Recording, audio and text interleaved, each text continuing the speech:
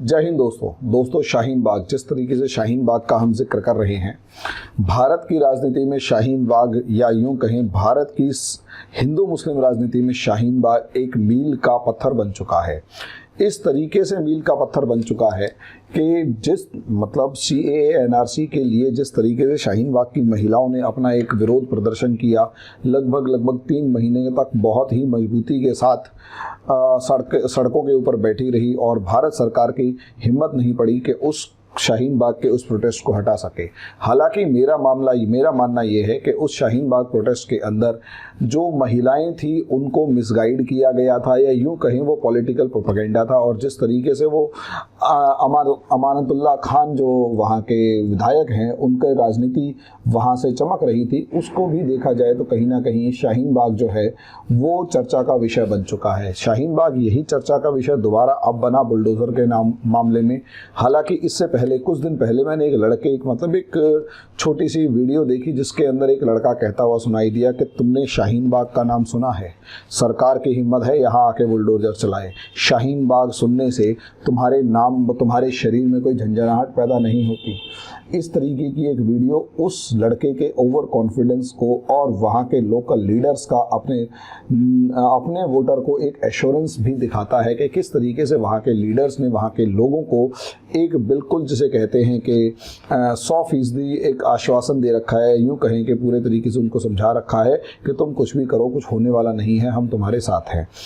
ऐसी सिचुएशन में उस लड़के का वो कॉन्फिडेंस वहाँ पर दिखाई दे रहा था। वैसी ही कुछ चीज़ मैं यहाँ पर आपको समझा रहा हूँ कि उसी से रिलेटेड टॉपिक को समझा रहा हूँ कि असलियत में शाहीन बाग ही सिर्फ एक मामला है, या दिल्ली में अतिक्रमण एनक्रोचमेंट एक मामला है, या यूँ कहीं ये सिर्फ एक राजनीति है, या फिर वास्तविकता इसमें क्या है। सब चीज़ों को मैं डिस्कस करने वाला हूं। लेकिन उससे पहले छोटी सी एक रिक्वेस्ट कि अगर आप लोगों को मेरा ये वीडियो पसंद आता है तो मेरे चैनल को लाइक करें, सब्सक्राइब करें, शेयर करें, बेल आइकन ज़रूर दबाएं ताकि मेरी ये वीडियोस जल्दी से जल्दी आप लोगों तक पहुंच सके। दूसरा दोस्तों, अगर आप IAS PCS की तैयारी करना चाहते हैं या किसी भी गवर्नमेंट जॉब की तैयारी करना चाहते हैं तो आप हमारी ऐप स्टडी टेबल जो है गूगल प्ले स्टोर से डाउनलोड कीजिए। उसमें फ्री टेस्ट से लेकर बहुत सारी चीज़ें आपके लिए अवेलेबल हैं। NCERT का कंसेप्टर बैच हमारा अवेलेबल है। आज यानी मंडे 9 तारीख से ये बैच शुरू कर रहे हैं। इस बैच के अंदर NCERT के बेसिक कंसेप्ट्स आपको करवाए जाएंगे, तो जल्दी से जल्दी आप हमसे जुड़िए ताकि इस बैच के अंदर जुड़ने के बाद आपकी तैयारी अच्छे से शुरू हो सके। दोस्तों, शाहीन बाग से जुड़ा हुआ ये जो मामला है, शाहीन बाग का ये मामला असलियत में गवर्नेंस और पॉलिटिक्स जैसे मिक्स होती हैं और कैसे गवर्नेंस पॉलिटिक्स को इम्पैक्ट करती है और पॉलिटिक्स गवर्नेंस को, इससे जुड़ा हुआ मामला है। मैं दिल्ली में रहता हूं, बेसिकली हरियाणा से हैं लेकिन दिल्ली के अंदर रहते हैं, और आज से नहीं लगभग काफ़ी साल हो चुके हैं, लगभग 3 दशक से ज़्यादा का समय हो चुका है। बचपन में आना जाना लगा रहा पापा के साथ, लेकिन बाद में फिर यहीं आकर बस गए, यहीं सेटल हो गए, तो अब यहीं के रह गए हैं।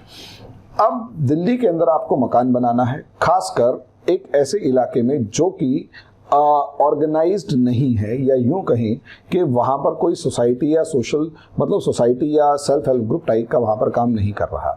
तो आपको मकान बनाना है, सबसे पहले आपको कुछ नहीं करना, मकान बनवाना शुरू कर देना है।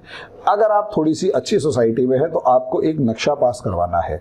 नक्शा पास करवाने के लिए पॉसिबली आपको किसी MCD के ऑफिस बहुत ज़्यादा चक्कर लगाने की ज़रूरत ना हो, बल्कि आप सीधा जाएं और एक आर्किटेक्ट को पकड़े। वो आर्किटेक्ट आपसे एक सर्टेन अमाउंट पैसा लेगा और आपका नक्शा जैसा भी है उसको पास करवा देगा। जब वो नक्शा पास करवा देगा उसके बाद, और अगर आप नक्शा ना भी पास करवाएं, या जैसे बहुत से इलाके ऐसे हैं जहाँ पर ये नक्शे पास नहीं होते, वो लीज की प्रॉपर्टी है, यहाँ पर कंस्ट्रक्शन जो है वो अलाउड नहीं है, वहाँ भी डरने की ज़रूरत नहीं है। वहाँ सीधा आप एक काम कीजिए, अपना कंस्ट्रक्शन शुरू कर दीजिए बिना किसी घबराहट के। पुलिस वाला आएगा, हो सकता है 2 पुलिस वाले आएँ जो वहाँ का बीट ऑफिसर मेनली होता है, अपना एक कैमरा लगा रखा होगा। वो कहेगा या तो आप मेरे को कुछ सेवा पानी करें, वरना मैं आपको ये फोटोग्राफ्स जो हैं वो एमसीडी भेज दूंगा। हालांकि जहां तक मेरे को लॉज का पता है, दिल्ली पुलिस को दिल्ली पुलिस सिर्फ उन फोटोग्राफ्स को खींच के एमसीडी को भेज सकती है, लेकिन कहीं ना कहीं मामला तूल ना पकड़ जाए, इसलिए जो मकान बनाने वाला है, जो मेनली नॉर्मली एक बिल्डर भी होता है दिल्ली के अंदर, वो क्या करता है, वो उस पैसे पुलिस वाले को एक पर्टिकुलर अमाउंट जो है XYZ वो देगा और कहेगा सर दोबारा परेशान ना कीजिएगा, या आपको आपका हिस्सा मिलता रहेगा, बस आप मौज लीजिए। पुलिस वाला चुपचाप वहां से एक सर्टेन अमाउंट XYZ जो होता है वो पर 100 गज के लेंटर के अकॉर्डिंग होता है कि ये लेंटर है, और वो ये भी पूछेगा कि ये बिल्डर फ्लैट है या क्या नाम है अपने लिए कंस्ट्रक्शन करवा रहे हैं। अगर अपने लिए कंस्ट्रक्शन करवा रहे हैं तो पैसे कम हैं। ये मैं एक मोटे भ्रष्टाचार को उजागर कर रहा हूं, जिसमें दिल्ली पुलिस एमसीडी से लेकर जल विभाग से लेकर बिजली से लेकर पानी से लेकर फायर ब्रिगेड वालों से लेकर जो भी दिल्ली के अंदर कंसर्न डिपार्टमेंट्स हैं, सारे के सारे यहाँ पर काम कर रहे हैं। और इसी तरीके से एनक्रोचमेंट शुरू होता है, एनक्रोचमेंट इसी तरीके से शुरू होता है। अब इसे देखिए, सीधी सी बात यह है, मैं एक टीचर हूं, मेरे पास मैं इन चीज़ों के सबूत देने की जगह मैं किसी भी अथॉरिटी को इस तरीके को फॉलो करने के लिए, मतलब मैं किसी भी अथॉरिटी को ये कह सकता हूँ कि मतलब ये चैलेंज करके कह सकता हूँ कि ये अथॉरिटीज़ इसी तरीके से काम करती हैं। कहें तो कहीं ना कहीं आपको जो दिल्ली में जो आम बात है उससे आप पता करके बता सकते हैं। उसके बाद जैसे ही आप काम शुरू करेंगे, पॉसिबली शुरुआत के अंदर आपको कोई समस्या नहीं आएगी। थोड़े दिन के बाद एक ऑफिसर आएगा, वो थोड़ी सी धाक दिखाएगा और ये कहेगा कि ओए काम रोको, ये इलीगल कंस्ट्रक्शन है।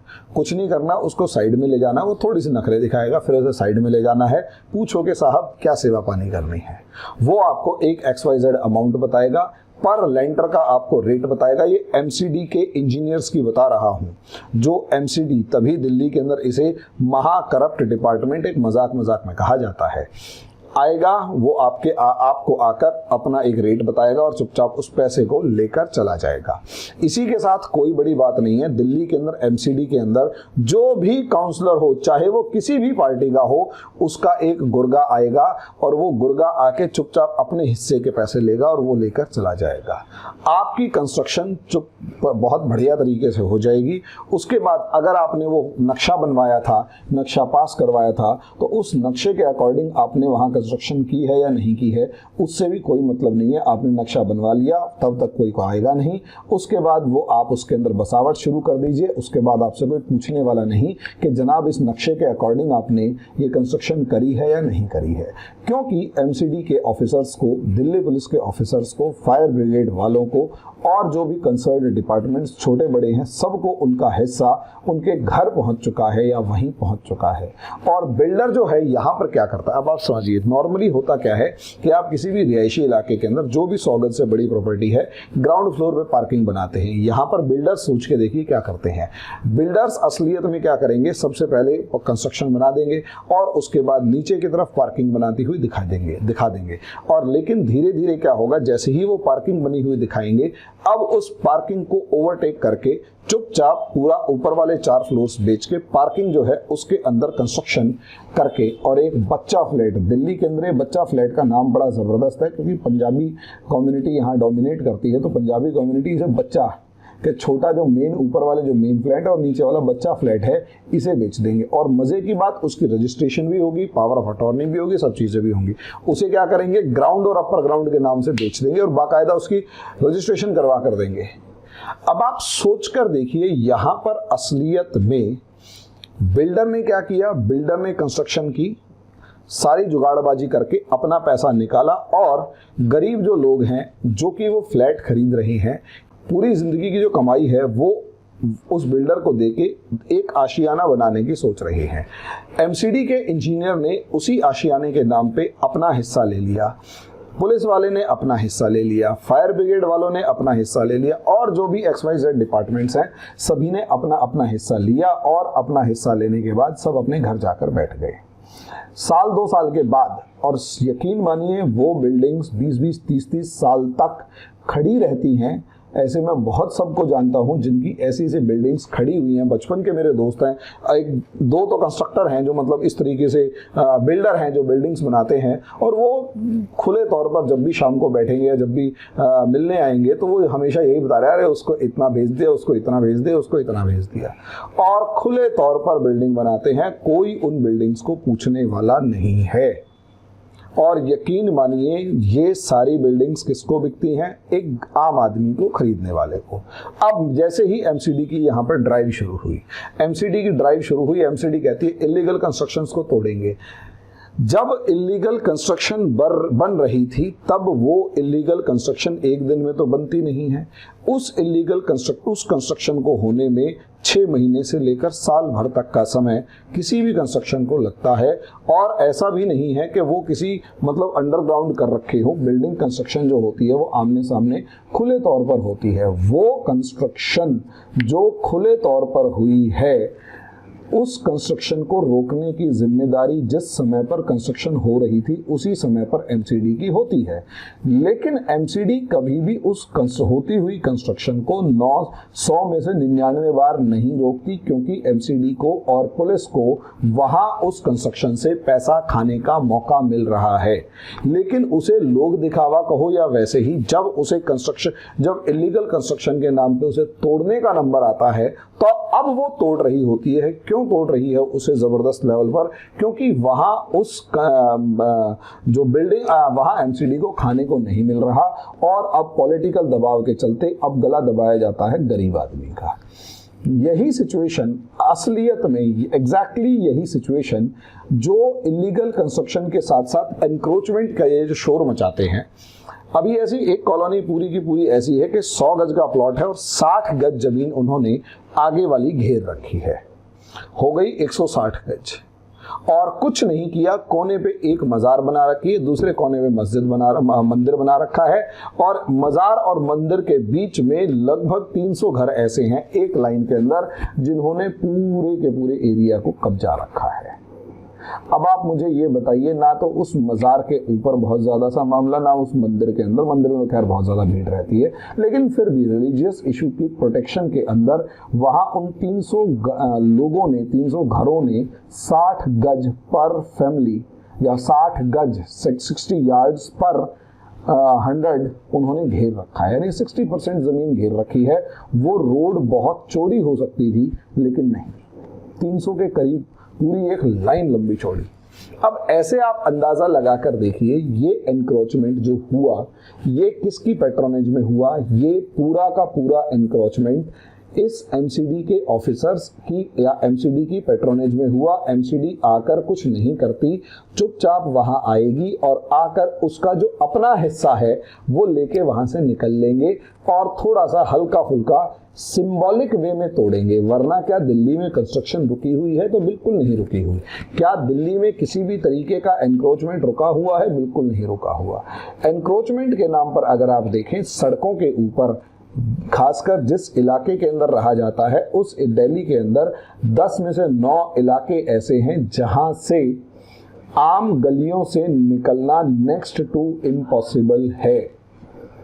नेक्स्ट टू इम्पॉसिबल है। क्यों? क्योंकि सड़कों के ऊपर जो फेरी लगाने वाले रेहड़ी वालों को होना ये चाहिए कि गलियों में जाकर बेचे, फेरी लगा के बेचे। लेकिन रेहड़ी वालों ने क्या कर रखा है, लाइनों से अपनी 20-20 रेहड़ियां लाइनों में खड़ी कर रखी होती हैं। चाहे उत्तम नगर की मार्केट में चले जाओ, मोहन नगर चले जाओ, चाहे आप क्या नाम है इवन इस शाहीन बाग के अंदर चले जाओ, अगर आप ओखला के अंदर चले जाओगे, अगर आप यमुना विहार के अंदर चले जाओ, भजनपुरा, करावल नगर, मंडौली, इस तरीके के जितने भी इलाके हैं, हर किसी की जो रिहायशी इलाके हैं वहां पर जीना मुहाल इस तरीके से हो रखा है कि वहां पूरी की पूरी जो लाइनें हैं रेहड़ियों की वो लगाई हुई होती हैं, दोनों तरफ लगी हुई होती हैं। उसके बाद वहां एक दुकान के बाद फुटपाथ के बाद रेहड़ी के बाद बाइकों की और कारों की जो पार्किंग है वो, और उसके बाद महज एक कार या एक कार आने का और एक कार जाने का रास्ता है।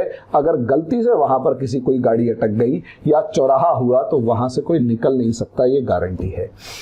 इस एनक्रोचमेंट को कौन रोकता है? असलियत में कुछ तो एमसीडी के खुद के कानून हैं, वो पर्ची काट के चले जाते हैं। दूसरा, भाई होना ये चाहिए कि एनसीडी और पुलिस कोऑर्डिनेट करके दबाव डाल के इन फेरी वालों को, इन रेहड़ी वालों को ये कहें कि देखिए आप भले ही अपनी रोजी रोटी का वादा या एक दावा कर रहे हैं, लेकिन सच्चाई ये है कि आप जगह जिस रोड को घेर कर खड़े हुए हैं वहां वो रोड किसी की भी जान की दुश्मन भी बन सकती है कि अगर कहीं एम्बुलेंस से लेकर, कहीं फायर ब्रिगेड से लेकर कुछ भी हुआ तो इस एंक्रोचमेंट की वजह से वहां तक पहुंचना इम्पॉसिबल हो जाता है।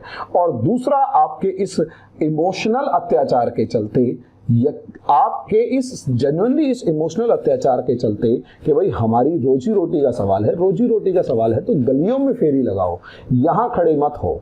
आप मोबाइल मतलब आप जो हैं वो गलियों में फेरी लगाने के लिए रेडी इसीलिए है, यहाँ खड़े होकर सड़क पे कब्जा करके आने जाने वालों का रास्ता रोककर, उनका टाइम वेस्ट करके और उनकी जान को खतरे में डालने के लिए आप नहीं है। लेकिन इन रेहड़ी वालों से पुलिस वालों ने हफ्ता बांध रखा होता है।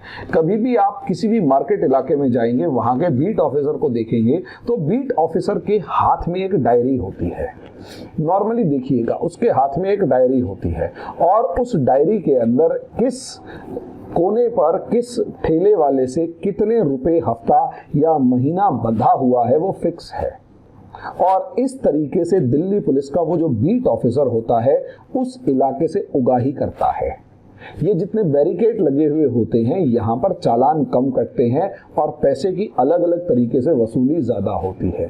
जहां आप मेट्रो स्टेशन के बाहर ऑटो वालों की भीड़ देखें, जैसे मुखर्जी नगर के जीटीबी नगर एक मेट्रो स्टेशन है, जीटीबी नगर मेट्रो स्टेशन से मुखर्जी नगर तक की या बत्रा सिनेमा तक की भीड़ जो है, या राजेंद्र नगर के अंदर जो आप रेहड़ी वालों की वो क्या नाम है ई रिक्शा वालों की भीड़ देखते हैं, या निर्माण विहार मेट्रो स्टेशन के ऊपर या लक्ष्मी नगर मेट्रो स्टेशन के ऊपर मंडौली आने वाली रिक्शा की या फिर ई रिक्शा और ग्रामीण सेवा की जो भीड़ देखते हैं, ये अगर आप ध्यान से देखेंगे तो ये सोच कर देखिए आपकी जीवन से कितना बड़ा खिलवाड़ कर रहे हैं कि उस सड़क के ऊपर ये ऑटो रिक्शा वगैरह खड़े हुए हैं।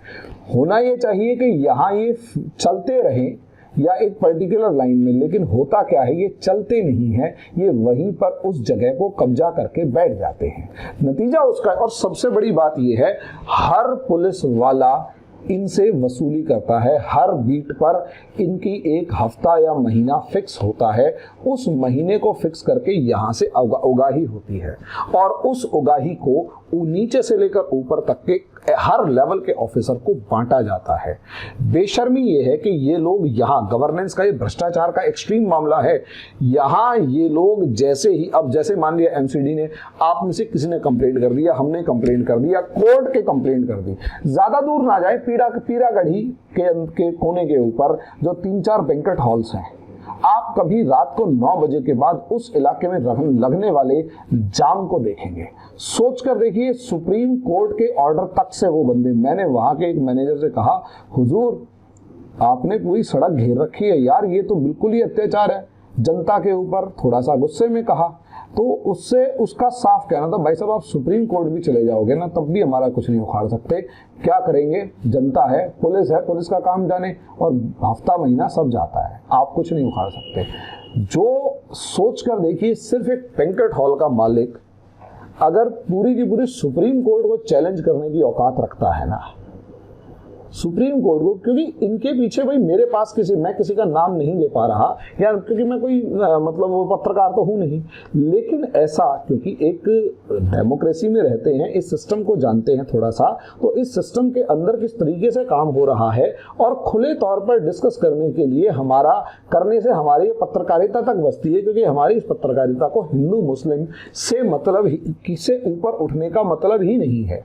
तो असलियत में शाहीन बाग, अब यहां सोचकर देखिए, बहुत ही ऑर्गेनाइज्ड वे में आपकी जेब से आपका वक्त, आपका पैसा, आपकी जान छीनी जा रही है और उसके बाद उस जमीन को, जो पब्लिक प्रॉपर्टी है, उसे कुछ लोगों के पास बेच दिया जाता है। उसका रेंट ये पुलिस और ये एमसीडी वसूलती है।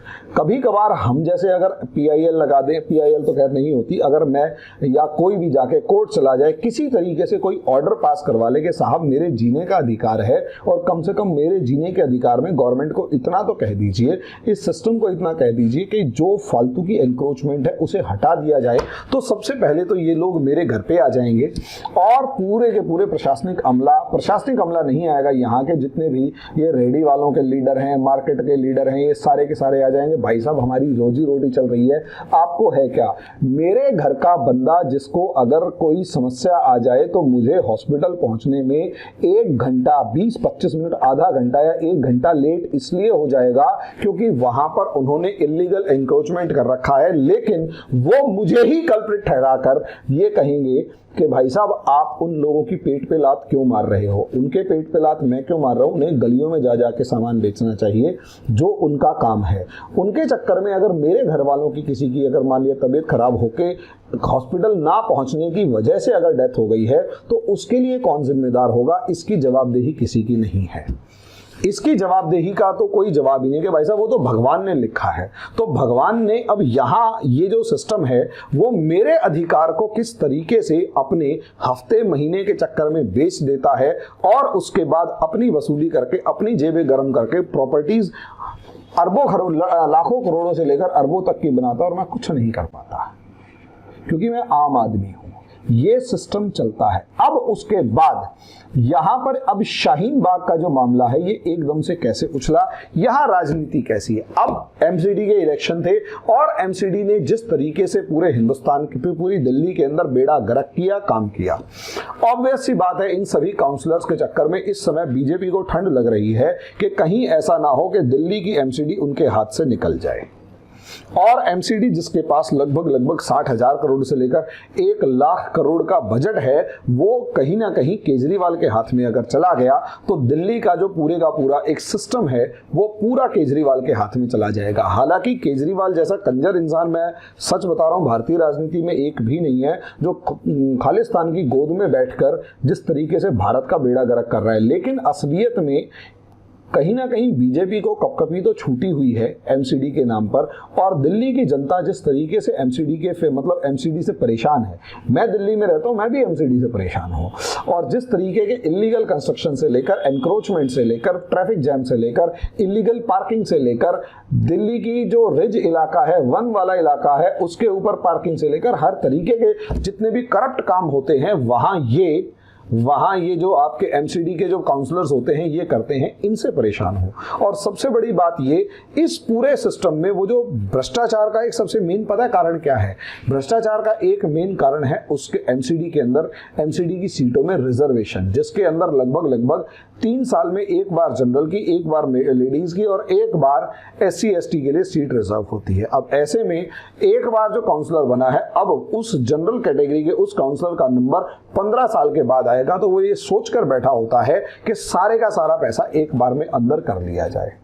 अब आ जाते हैं शाहीन बाग मामले में। शाहीन बाग के अंदर मुस्लिम डोमिनेटेड इलाका है और जिस तरीके से उन्होंने 2 साल पहले 2019 एंड और 20 स्टार्टिंग में या फरवरी तक जिन्होंने मार्च तक जो उन्होंने प्रोटेस्ट किया था और एक बार को दिल्ली के अंदर भारत सरकार को भी पीछे हटाकर रख दिया था, तो उनके अंदर इस तरीके का एक कॉन्फिडेंस है, जबरदस्त लेवल का कॉन्फिडेंस है कि दिल्ली सरकार और भारत सरकार से एक बार टकराहट और हो जाए और हम तैयार हैं।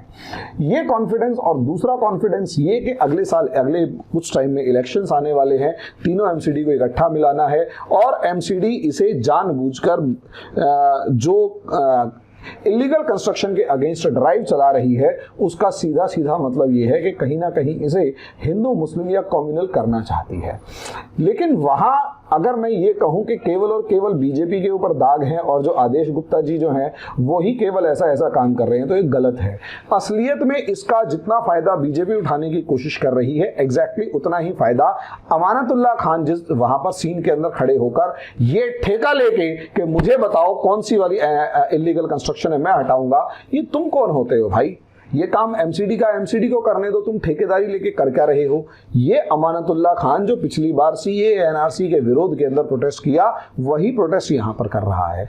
असलियत में आज के दिन जो इलीगल कंस्ट्रक्शन का मामला है और उसके अंदर एनक्रोचमेंट और सीलिंग तोड़फोड़ जो चल रहा है, एनक्रोचमेंट एंटी एनक्रोचमेंट ड्राइव चल रही है, बुलडोजर चल रहा है, ये पॉलिटिकली मोटिवेटेड ज्यादा है और रियलिटी इसके अंदर काफी हद तक कम है।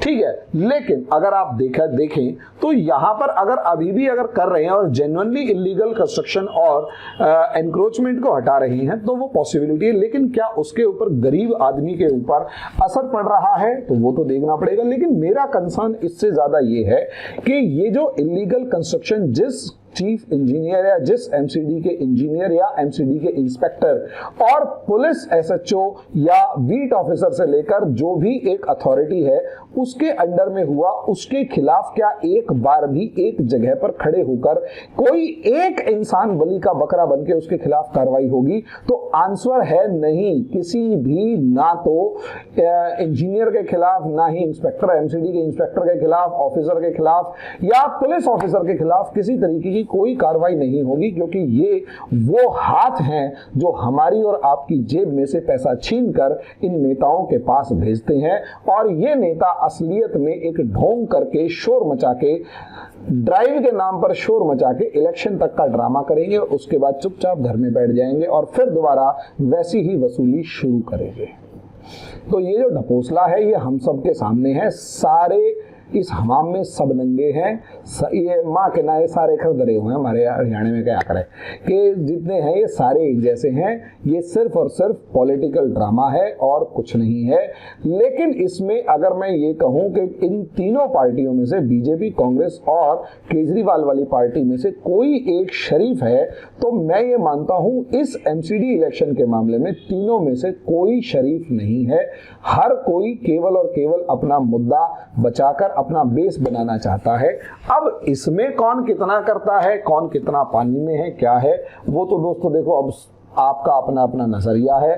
कोई अभी भी मैं कह रहा हूँ, पिछला वीडियो बीपीएससी वाले के ऊपर बनाया है, ये शाहीन बाग के ऊपर है। फिर भी लास्ट में जाकर लोग डेवलपमेंट के नाम पे कम, भ्रष्टाचार के नाम पे कम और करप्शन के नाम पे कम और जात पात से लेकर धर्म से लेकर सब चीजों के नाम पे ज्यादा वोट देंगे और 200 यूनिट बिजली और पानी फ्री के नाम पे वोट देंगे और किसी के कंजर पने पर वोट देंगे।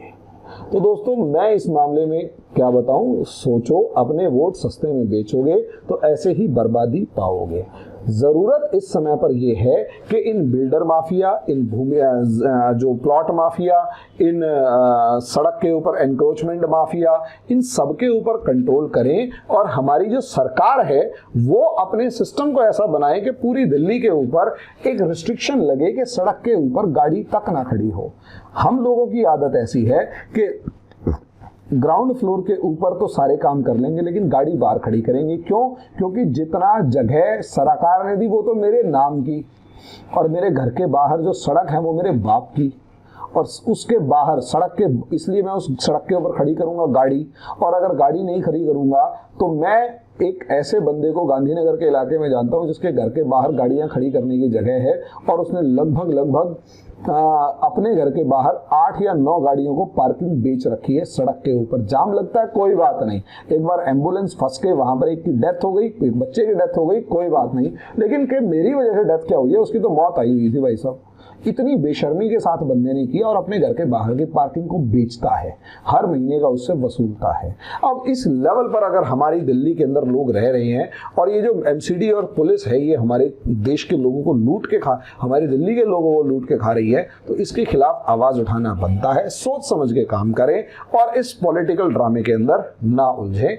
सोच समझ के वोट दें और उसको वोट दें जो आपको जेन्युइनली कानून के शासन का वादा करता हो। और ये पुलिस और एमसीडी जिस तरीके से लूट रहे हैं इसके भ्रष्टाचार पर कंट्रोल करने का वादा करे और ये कहे कि हम यहाँ इलीगल कंस्ट्रक्शन नहीं होने देंगे और जिस बिल्डर ने बच्चा फ्लैट बना के भेजा उसे जेल भेजेंगे। अब आगे क्या होता है, आप कैसे वोट करते हैं वो तो वक्त बताएगा। अभी के लिए इतना ही, धन्यवाद।